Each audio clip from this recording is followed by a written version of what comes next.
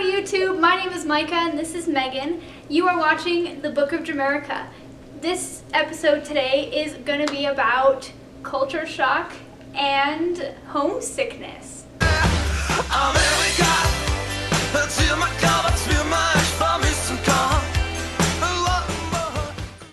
Culture shock and homesickness are different for everybody who experiences it. And so Megan is here to help talk about her experience and I can talk about mine, and we can compare and show all of you guys who will be experiencing it soon that it is okay and you will not die. When did you first really experience your culture shock when you were in Spain? Was it in the beginning or was it kind of a gradual thing throughout the year? It was pretty strong in the beginning because when I first got there, I had known Spanish, but yeah. I didn't live in a very big city where people might know English as well, and so I felt incredibly lonely at first because I had a very difficult time communicating, and although this was very lonely at first, it really helped me solidify my Spanish level because I needed to speak Spanish to communicate, and so people would know essentially what I was saying through the words that I was using. But I was definitely very lonely, and the culture shock would definitely set in, I'd say, at least a weekend. So yeah. All right. Mine was kind of, I definitely had the language barrier because I didn't speak any German when I first got to Germany, but my whole host family spoke English, I didn't really have that in the very beginning.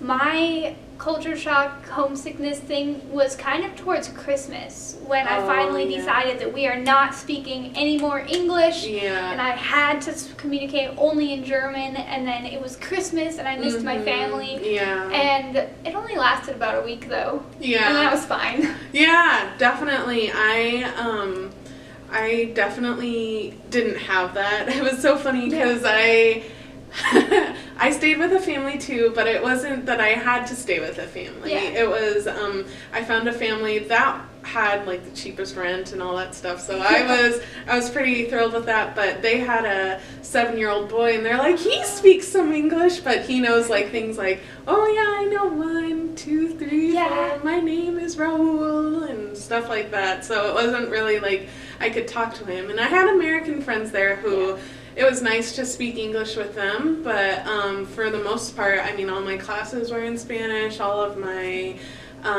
day-to-day communications were in Spanish. I had to like order my food in Spanish, I had to go buy groceries in Spanish, I'd end up looking up words that I had no idea, and it definitely helped me feel better with my Spanish, but it was very interesting in the beginning. The next question, how did your, I guess, culture shock in the beginning affect your everyday life?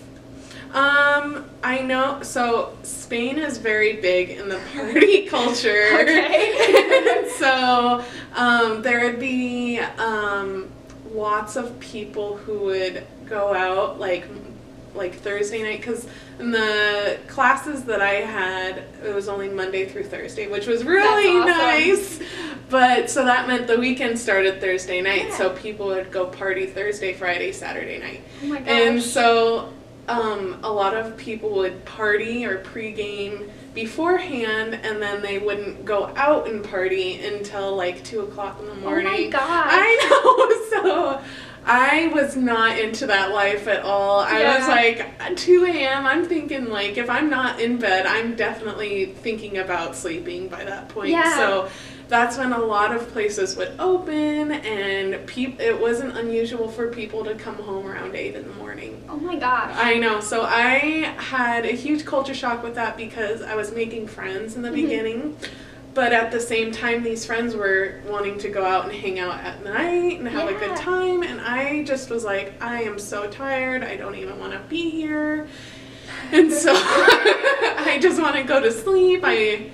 So that was one aspect. I noticed that people dressed a little differently. I'm sure you noticed that as well. I actually bought this because I was like, I need to fit in. I know. I was wearing like t-shirts all the time, and people would be like, Me too. That's why I got this sweater. Right, yeah. So I definitely stepped up my game, but it was one of those things where I'd go out in public and I'd notice people would be dressed a little more, not formally, and not professionally, but just look nicer. More put together. More put together, not just jeans and t-shirt. Right, so I had to like go buy new shirts and stuff like that, so I would feel like I fit in. And so I remembered the town that I lived in is very seafood centric, so it was really tasty, and I miss a lot of the food now, but I remembered the first time I had like squid where you could see the tentacles, and I was like cutting the tentacles off, and they're like, don't do that, that's a waste of time.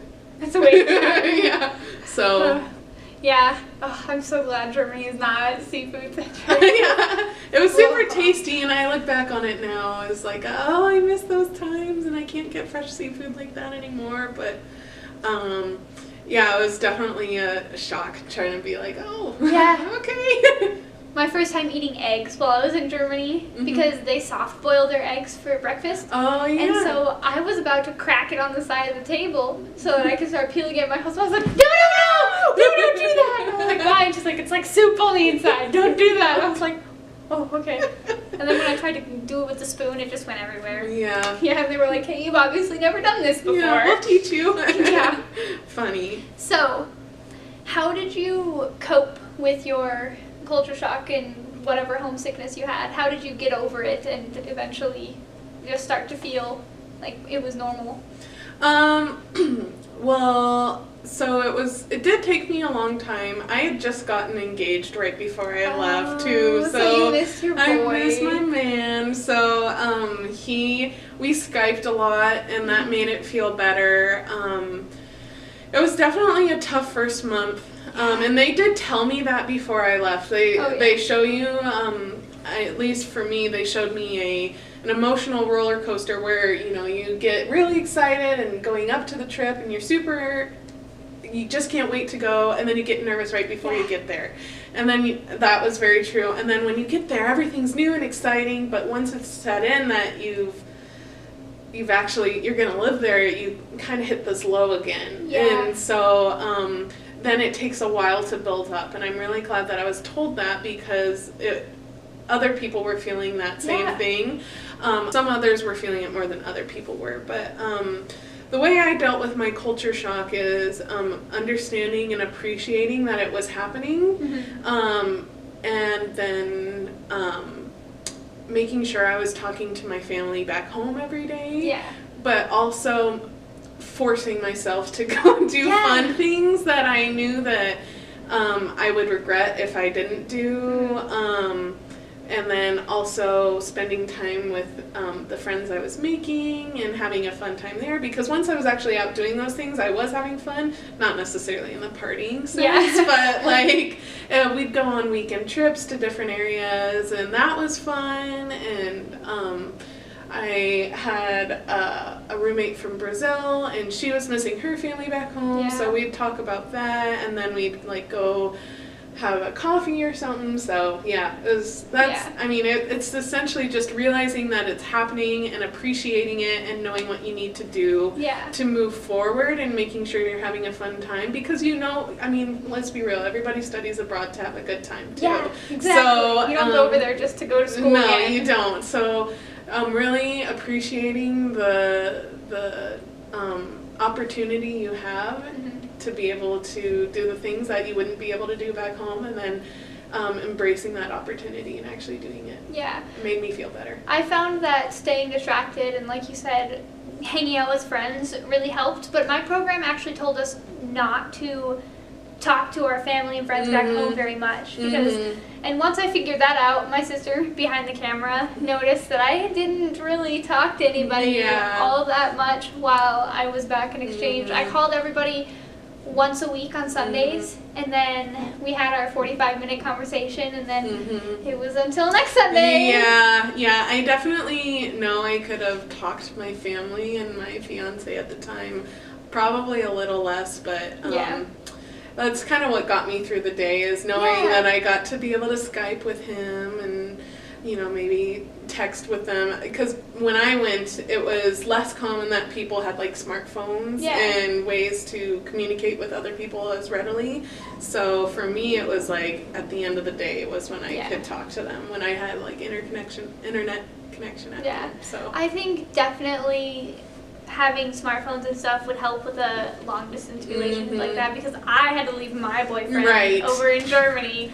So I think being able to text him all the time definitely helps that.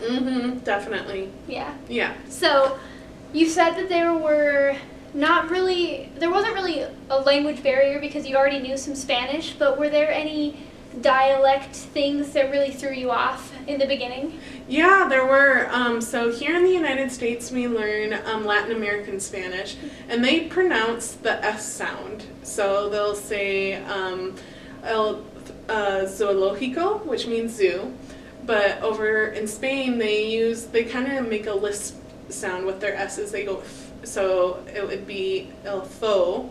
So that was something I anticipated, but haven't really heard in real life. Yeah. And they call that the theo versus the saseo, which is here in the United States what we learn. And so something else that is over there is they have a different form of, they say like a you all informally instead of you all formally. They do that, the you all formally, but not as often as they do here in the United States. And it's the vosotros form, but I knew that existed, but they use it so much more, so I had to re-switch the way I spoke and re-switch the way I thought about it. And it didn't take too long, but it was definitely something that happened.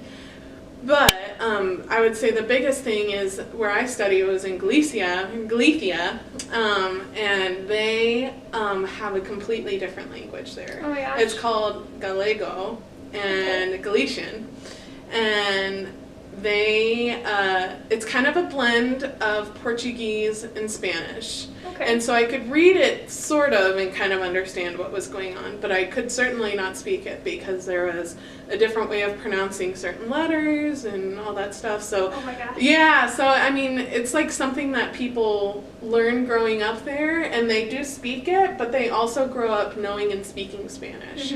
So I mean, I was able to communicate with everyone, but you'd see like signs for the banks posted in Galician. Yeah, and so you just see it kind of all over, but at the same time, it wasn't like as difficult to get along. Yeah. So I know that when I was in Germany, my area had this dialect called Eschweiler-Platt, and I don't even know. They're mostly only old people speak it, so there weren't signs or anything. But sometimes when people would ask me for directions on the street or something, they would just say words at me, and I would be like, the only word I understood was I, and the rest of it, I don't even know. Right, yeah. Yeah. Because that's a pretty basic word. And sometimes my host dad would speak to me in Platt just to get me to know some of the words, and the only thing I remember would be the word for forest, which in High German is Wald, and then the word for forest in Platt would be, it was something like bush, which I only remember because it sounded like bush. Yeah. And I was like, okay, bush, cool. Yeah. And then there was a word for onion, which you would normally say Zwiebel, and he said Ölish. And he said, oh, do you want this Ölish? I was like, what the heck is an Ölish? And what is that you're holding? This is a little tiny silver onion, and I've never seen that before. He's like, oh, yeah, that means Zwiebel. And I was like, yeah, I didn't know this. Right. These weird words. Yeah, no, it's cool that you learned them in that way, though, because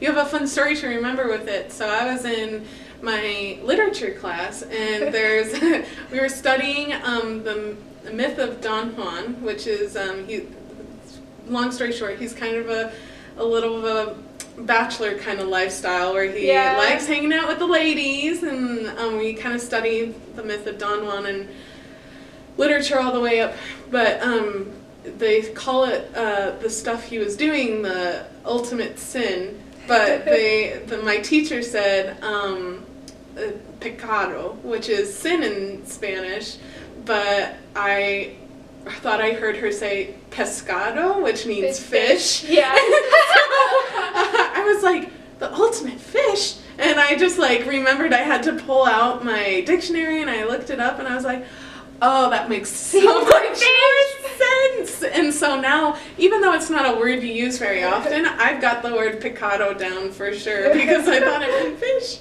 And I have that funny story to remember. Yeah, I always love having little funny stories and words and stuff. Yeah. Yeah. Austrian German is really hard to understand. I bet. One time an Austrian man, I don't know why people always ask me directions. I'm a foreigner, I don't know. But people like to walk up to me and say, oh, hey, how do you get to this? I'm like, I don't even know what you're asking me, but okay, I just run away.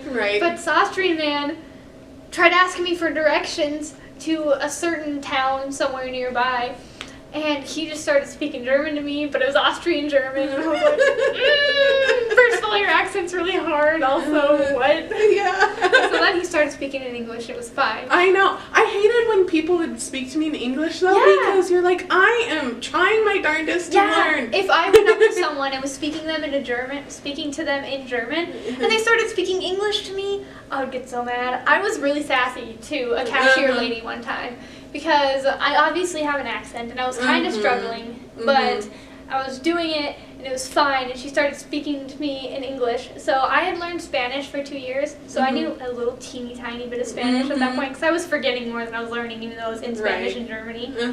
And so I just started saying Spanish words, just random words. And I was like, I can't speak English. Spanish words, Spanish words. Oh, she just kept speaking German, and I was like, that is right. Good for you. English. I would have probably done the same thing. I was so mad. Don't speak English to me. There was another one. I actually had no idea what the heck was going on. It was one of my first couple weeks in Germany. And it was a cashier lady, and she couldn't speak English. Oh, okay. And I had taken Spanish, and so at that point I hadn't really forgotten much Spanish, and there was a man from Argentina behind me, and then he asked me if I spoke Spanish, and I was like, oh, yes, I can talk to someone, and he can tell me what this lady is trying to ask me. Isn't that crazy? Yeah. I love when that happens. Yeah, he just said it in Spanish, like, hey, can you speak Spanish? And I was like, yes. Yes. And so she wanted to know my postal code. That's what she wanted to know. I was like, I just want to give you my money and have my pants. That's all I wanted. Too funny. So, if you guys want to have more videos like this and to learn more about culture shock and other exchange-related things, don't forget to like and subscribe and leave comments for your questions below. Until next time. Where's the viewfinder? The viewfinder is the little thing you look through, like on a normal camera. Oh, so it's the one I pointed at with the red dot right above it? Yeah. Okay. If the red dot's on, Adrian, it's recording. Oh, it's recording right now.